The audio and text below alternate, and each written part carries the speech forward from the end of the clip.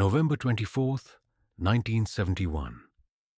A man walked into Portland International Airport carrying nothing unusual. No weapons were visible. No warning signs appeared. He purchased a one-way ticket to Seattle. The name he gave was Dan Cooper. A few hours later, he would hijack a Boeing 727, demand $200,000, and disappear into the night sky. More than 50 years later, the FBI still does not know who he was. No confirmed identity, no body, no arrest, only a legend. This is the mystery of D.B. Cooper. On a cold Thanksgiving Eve, Dan Cooper boarded Northwest Orient Airlines, Flight 305. The Boeing 727 carried 36 passengers. To everyone around him, he looked ordinary. A businessman, quiet, calm.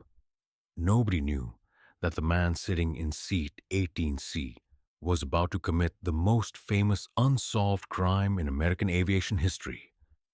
Shortly after takeoff, Cooper handed a folded note to flight attendant Florence Schaffner.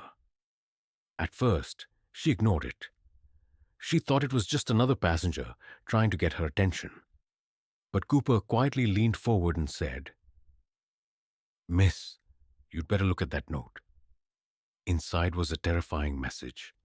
He had a bomb, and he wanted money. $200,000, 4 parachutes, and a fuel truck waiting in Seattle. The authorities had no choice. They agreed to Cooper's demands. 10,000 $20 bills were collected. Every serial number was recorded. 4 parachutes were prepared.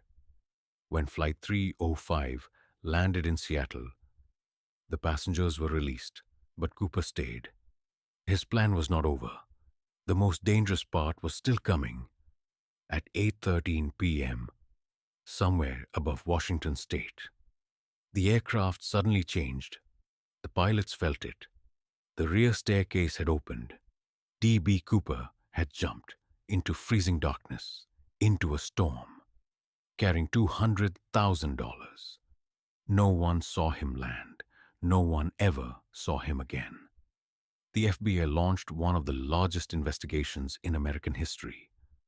Thousands of agents searched forests, rivers, and mountains. The case received the code name Norjack. But every trail disappeared. Every suspect led nowhere. The man who hijacked a plane had vanished completely. 8 years later, a discovery shocked investigators.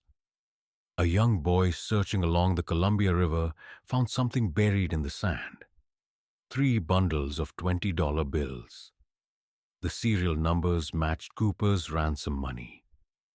The question became even stranger. How did the money get there? Over the years, hundreds of suspects were investigated. Some had military experience, some had parachuting skills. Some appeared to fit the profile, but every theory eventually collapsed. The identity of D.B. Cooper remained hidden. Did D.B. Cooper survive? Some believe he died during the jump. Others believe he escaped, changed his identity, and lived quietly for decades. The truth remains unknown. One man, one airplane, one impossible disappearance. The legend of D.B. Cooper continues. If you enjoyed this documentary, don't forget to like, subscribe, and let me know in the comments. Do you think D.B. Cooper survived the jump, or did he die that stormy night?